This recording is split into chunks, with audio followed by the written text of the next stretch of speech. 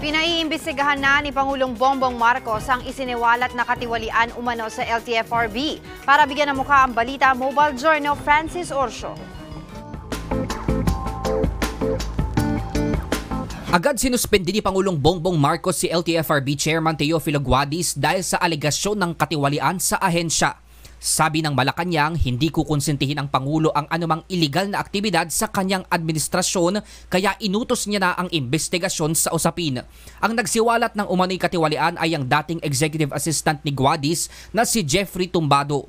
Sabi niya, meron daw tinatawag na ruta for sale, provisional authority for sale at special permit for sale. Kapag ikaw operator ka, gusto mong makuha itong daan na ito, lalo na sa probinsya, magre-request ka, modification of route. Tapos, kung gusto mong mapadali, gusto mong mapasaiyan, kahit hindi pwede,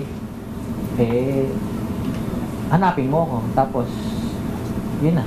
Milyong piso raw ang halaga ng mga transaksyong ito at kalat daw ang iligal na gawain hanggang sa regional offices. Walang pinangalanan si Tumbado kung sino ang sangkot pero sapat aniya ang hawak na ebidensya para magsampa ng kasong graft. Una nang sinabi ni Guadis na handa niyang harapin kung may magsampa ng kaso sa kanya. Dahil dito, mas lalong tinututulan ng traditional jeepney drivers ang PUB Modernization Program. Araw-araw, pinakakain nyo kami ng kaba na hanggang December 31 na lamang kami. Tapos, mga kurap pala kayo. Nagarahe man ang usapin sa modernization law sa pagpasaherong jeep, ang deadline nito sa katapusan ng taon, lalarga pa rin. Pero ang mga kapatid nating tsoper, aabante pa ba o pepreno ng tuluyan? Paliwanag ng isang transport cooperative, ang palugit na December 31 ay para lamang daw sa consolidation ng prangkisa ng traditional jeepney. Kung hindi nila ito gagawin, bubuksan ang kanilang ruta sa mga transport cooperative o corporation. Dahilan para magkaroon ng agawan sa mga pasahero at mas magulong sistema. Pero hindi raw nangangahulugang mawawala agad ang traditional jeepneys sa kalsada dahil hindi agad sapilitang ipi-phase out ang mga ito. Masusolusyonan pa raw ang problema sa kolorum na jeep. Pagka yan po consolidated na at yan po ay properly marked as consolidated entity, either cooperative or corporation, makikita na kagad kung yan ba ay kolorum o hindi.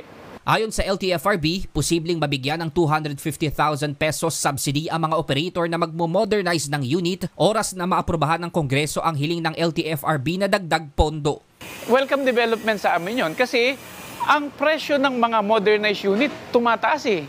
Kung dati nasa 1.8 to 2.2 million ang kada modern unit, ngayon umaabot na ito ng 2.5 to 2.8 million pesos. Kaya hiling din nila na sana ay magtakda ang gobyerno ng price cap sa binibiling modernized jeepney. Mobile journalist Francis Orcio po, hatid ang mukha ng balita. Gusto mo bang lagi kang updated sa mga balita? Aba, simple lang. Mag-subscribe ka na dito sa 1PH. I-click mo lang ang subscribe button at notification bell para hindi ka nahuhuli sa mga balitang dapat mong malaman.